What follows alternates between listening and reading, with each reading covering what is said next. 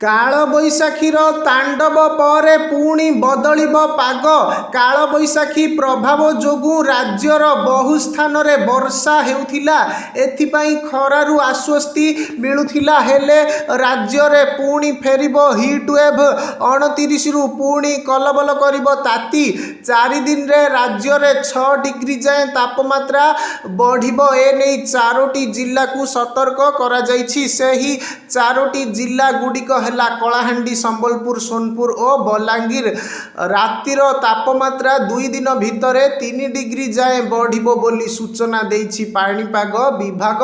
भुवनेश्वर पाणीपाग केन्द्रर पूर्वानुमान अनुजाई सोमवार ठारू पारद वृद्धि पाइछि एवं 2 दिन परे दिन तापमात्रा 40 डिग्री सेल्सियस छुईब। आगामी 2 दिन मध्यरे तापमात्रा 2 रु 4 डिग्री सेल्सियस वृद्धि पाइबार संभावना रहिथिबा पाणीपाग निर्देशिका मनोरमा महांती सूचना देइछंती। तेबे सोमवार मालकानगिरी रे दिन तापमात्रा सर्वाधिक 36.8 डिग्री थिला।